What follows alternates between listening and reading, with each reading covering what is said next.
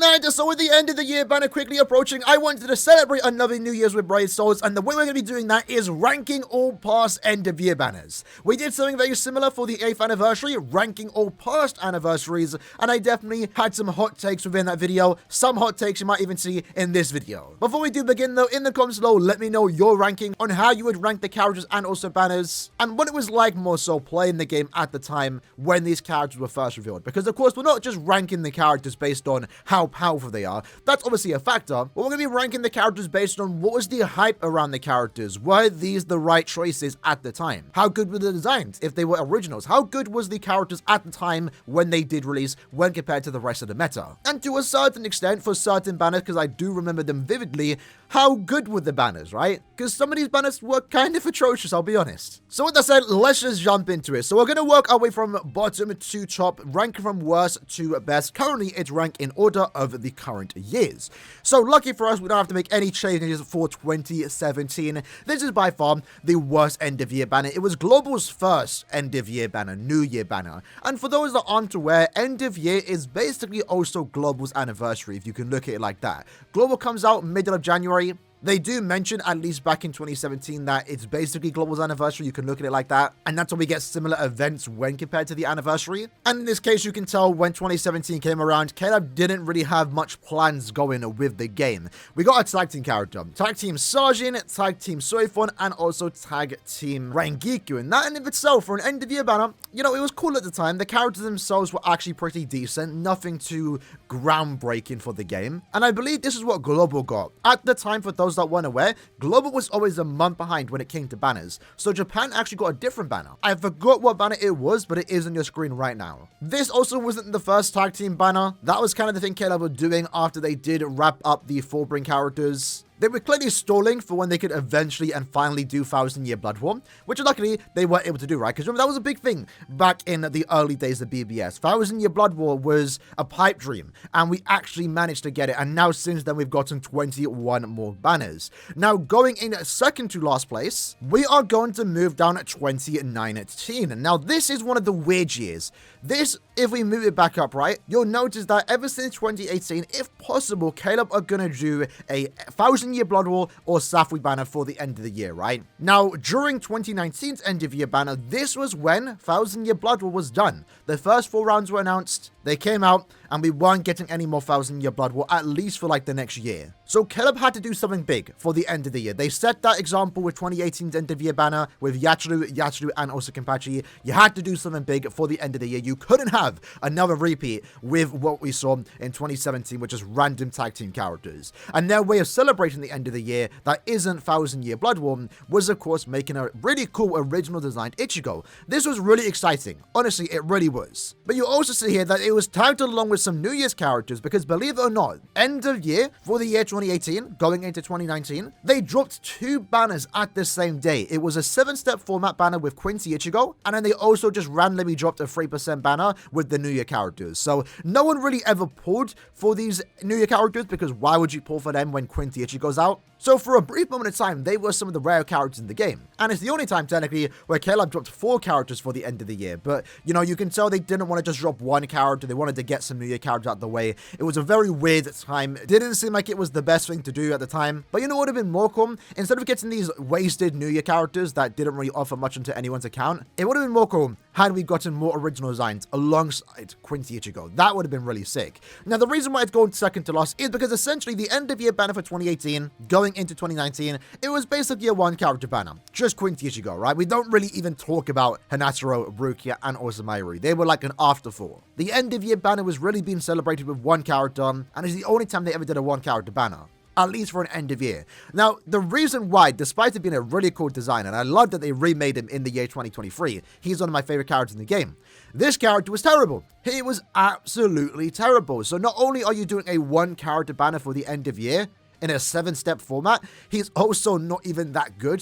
And that sucked more because he had a really cool design. So ultimately, that's the reason why I'm ranking it to the second worst end of year banner, because it was a 1 character banner. The character itself wasn't that good. He was already power crept to a certain extent. And it's also weird that they tagged him along with some other characters, the New Year characters, and they were in separate banners. Very weird time for BBS, I will say. Now, after that, in 6th place, this one might be a hot take, but we are going to be moving down 2023. This banner, maybe it's a recency bias, it just didn't age that well. It really didn't. At the same time, this was just not the right timing. We all know going into the end of year Bankai Live last year, we were expecting 1000 Year Blood War. We really were. At the time the anime came back, we had a 1000 Year Blood War anime banner a few months prior. Every end of month came out and we weren't getting any 1000 Year Blood War. We were wondering why are they saving it for the end of the year? And we were all expecting 1000 Year Blood War. At the time too, we did get a date in mind that there was a new Gauge character with a heal. We expected Yachiru, and then it ended up being a Safui banner.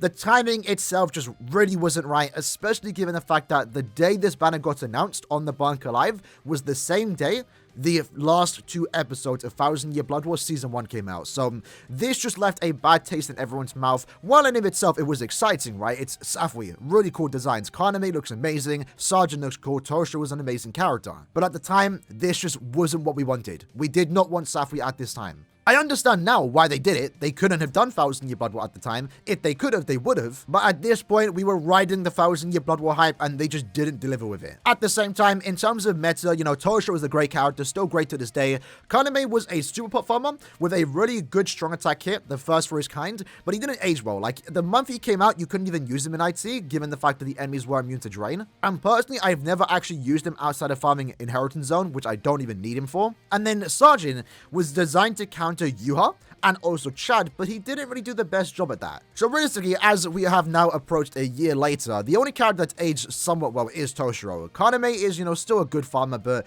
you know, that's not in special anymore. And Sergeant, yeah, he's even gotten worse now thanks to Orihime's new introduction. So ultimately, the reason why I'm putting Safui, Toshiro, Kaname, and also Sergeant, the banner to celebrate the year 2023, I'm ranking it this low because, yeah, the timing itself just wasn't right. We wanted 1000 Year Blood War, and we didn't get it. Now after that, the banner I'm ranking a tad bit higher than that is another Safui banner, in this case, Retsu and also Kenpachi. Now I will say this is one of my more favorite Safui banners, I will be honest. I absolutely love the Retsu, I love the Kenpachi design, and one of the best things about this reveal when they did get revealed is that it came out of nowhere. At the time when they did announce the new Spirits Arthur With You lineup, they only announced the new original design for certain characters. They would never announce a Kenpachi and also Retsu. Now after this reveal, they then did announce the next lineup, more characters that get original forms, and that in itself was exciting. But at the time, when I saw a Safui trailer, and we were all expecting Safui at the time, keep that in mind, I was not expecting a Safui, Retsu, and also Kenpachi. So this was like super exciting. It came out of nowhere. 2 of my favorite Safui designs. But the reason why I'm ranking it low, despite the timing being really hype, is that it's a 2-character banner, very similar to 2021, but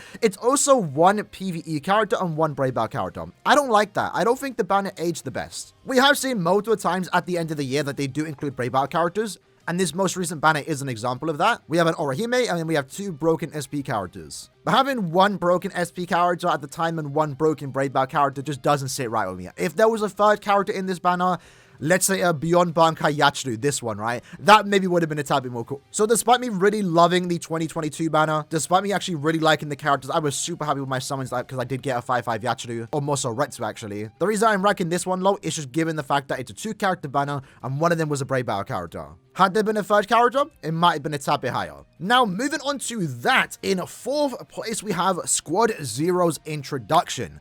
This was an amazing time. It really was. At the time, you know, we were getting 1000 Year Blood War characters, but what we weren't getting was 1000 Year Blood War characters unique and original to 1000 Year Blood War. We were only getting characters in the game that appeared already in the anime. And by that, we weren't getting Quincy's, we weren't getting Sternritter. We weren't even getting Squad Zero characters, and the main reason at the time was because they didn't have access to voice actors. We can get a 1000 Year Blood War Kenpachi because he already has a voice actor. It's easy to do so. But one of the main reasons why I did like this 2020 banner is besides the introduction of Squad Zero characters, and they came out with an absolute bang, Uetsu and also Ichibei in the same banner, I thought if we ever were to get Squad Zero, they would split them 2 up because they're easily the most exciting of the 2. So to have them both in one banner was really exciting, but they also built up the banner quite well in terms of the hype for it. Prior to the Bankai Live, prior to their announcement in-game, we got a trailer revealing that Squad Zero is coming. They didn't say what characters were coming, they were just saying Squad Zero was here, and it was a big moment for BBS because it was the first set of 1000 Year Blood War characters that only appear in 1000 Year Blood War. And that basically set up the staple that we were going to get characters like Sternritters, and that's exactly what we got a few months later.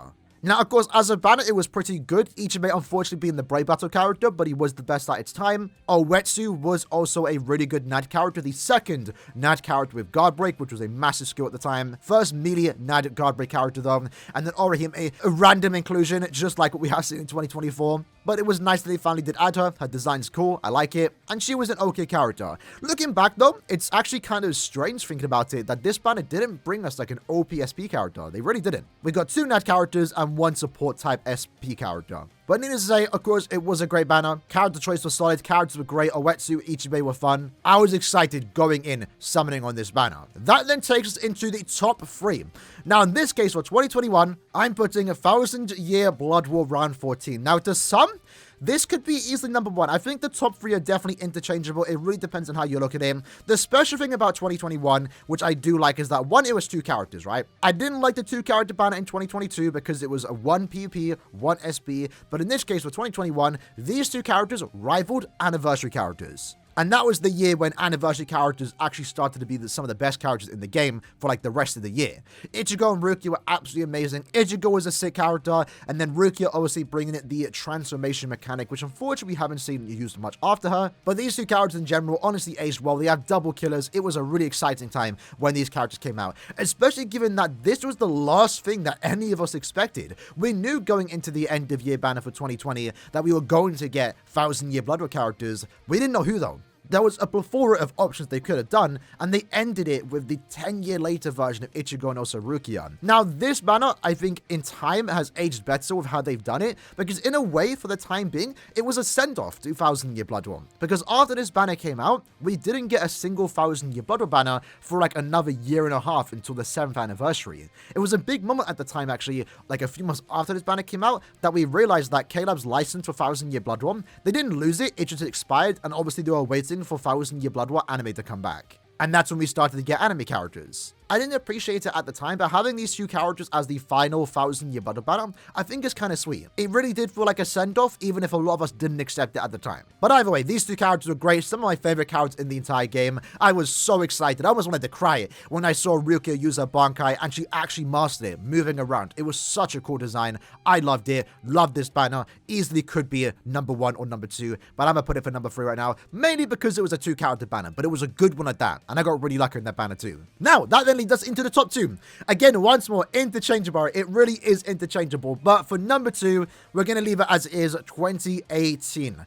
Now, maybe I'm biased, but damn, this was such an exciting time when this banner came out. And to be fair, depending on how you look at it, if you were playing at the time, you could even rank this lower, if I'm being honest. But at the time, 1,000 Year Blood War was still new. In this case, it was the 2nd round of 1,000 Year Blood War. And the fact that they did Yachiru and also Kenpachi was an amazing character choice, right? These are some of the more hyped up, exciting moments from 1,000 Year Blood War. To have them both in the same banner was really, really cool. And then they also slid in this Yachiru too. Now, at the time, Kenpachi activating his Bankai had the transform mechanic. He was really cool, an amazing character at the time. And then Yachiru, of course, we don't talk about her. She was the best character in the game. She had a legacy, and she's solidified herself as a character to remember in Bleach Brainsword because of how dominant and how impactful she was when she first came out. And looking back, you know, compared to the character nowadays, she wasn't even anything crazy. She had Flurry +1, she had DR, and she had a heal. But that's all she needed. And that was something that most characters lacked, and that allowed her to just be the most powerful character in Brave Battles when that was still important. She completely changed the Brave Battle now. If you didn't have her, you were struggling. And at the same time, she was also like the auto queen. She was able to auto any hard content at the time that was IZ. Realistically, Yachiru is hard carrying this banner. Kenpachi didn't age the best after,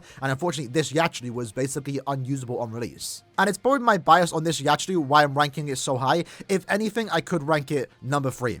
Because at the time, again, Yachiru, basically, this one being unusable was kind of disappointing, especially considering the fact that at this time, there was only 14 characters announced for 1,000 Year Blood War. So when we saw this Yachiru get a character, it was cool that she actually got included. No one expected that. But at the time, it meant that one other more important character wouldn't have been included. And that one character was actually Aizen. Obviously, we got him later on. It wasn't that big of a deal at the time, but that was something that a lot of people were kind of annoyed about when this Yachiru did get included. Who are they not going to do for the next 2 rounds of 1,000 Year Blood War? Now, another reason why I potentially moved it down to number 3 is at the time, while the characters were exciting and there was so much excitement for this banner, and of course Yachiru, The banner itself was bad. Like, the fillers at the time, I remember specifically that it was terrible. There was a lot of drama about the filler pool because it was the exact same filler pool, I believe, for the anniversary 6 months prior. For an end of year banner having the exact same, like, terrible, mediocre characters was a tad bit disappointing, I will say. That then, though, takes it into number 1, and maybe again it's recency bias. I believe, rank 8th anniversary as my favorite anniversary. If we rank this a year from now, I might have a different opinion. But I gotta commend K-Lab for this year's end of year banner because they really did do something special. Ichigo and Yuha are setting up to be the 2 best characters in the game. They look absolutely amazing with some really cool unique mechanics, Ichigo's SA3 and Yuha's new defeat bonus. Alongside that, it's 2 powerful SP characters too, right? I mean, look at them. Both have double killer. Both have insane damage output. I can't wait to get both of these characters. And of course, as expected, over time, visuals do get better. These 2 characters look to be some of the more visually impressive characters in the game. The third character, Orihime, I like that they did include her, especially given the fact that she took the hit for being the Brave Battle character. This banner easily just could have been a 2-character banner with Ichigo being the Brave Battle, and that would have been a tad bit more disappointing. So I do like that they managed to fit Orihime in there, completing the set of the Concord characters, and at the same time, as we did see this morning, the banner itself was actually really good, and that's one other reason why I'm putting it as the number 1 end-of-year banner, because every past banner has always been the terrible 7-step banner. In this case, it's the first banner that's 25 steps, actually 50 in this case, but it's a normal end-of-month banner. You're guaranteed a 5-star every 5 steps. If you go to step 25, you're guaranteed one of the 3 characters. Previously, for every single year, you had to play RNG. You had to keep repeating the 7-step banner. No guarantees, no discounts. And sometimes you had to do that on 2-character banners, 1-character banners. So another reason why I'm putting this banner as number 1 best end of year banner is because of just the format itself is really good. You're guaranteed the character of your choice if you do make it to step 25. And the fillers this time is also noteworthy because it's the first time round 15 and 16 have been featured as fillers. Speaking of filler pool, I believe 2021 also saw the first full 1,000-year Blood War banner, so that was something special about this banner with Ruki and Ichigo, is that every filler was 1,000-year Blood War. At the time, that was important because 1,000-year Blood was still new. Unfortunately, what we are still seeing, and it's going to be a while before we don't see that, with the current 1,000-year Blood War characters getting 1,000-year Blood War fillers, we get a lot of old characters that came out years ago. At least this time around, though, they did actually include somewhat recent characters, and I like that. So yeah, with that said then, this is my ranking for the end-of-year banners. Again, I can definitely say recently bias isn't a player, but I think there's a lot more to talk about with these 3 characters than past ones. But in terms of hype, I mean, you know, Squad Zero's introduction, Yachiru's banner was probably the most exciting end-of-year banner to date, right? There was almost nothing to complain about despite some of the characters being shafted. Again, Safri for 2023, you know, last year's end-of-year banner, I can definitely agree. I might be downplaying it a bit, but I really do feel like the timing was just not the best timing. If this banner came out any other time, if the 1,000-year Blood War anime didn't return at the time, then I would have been like super excited about it. It'd probably be higher on my list. But right now, this is how I personally prefer the end-of-year banners. In the comments below, let me know how you'd rank them. And I'll see you guys next time. Take care and peace.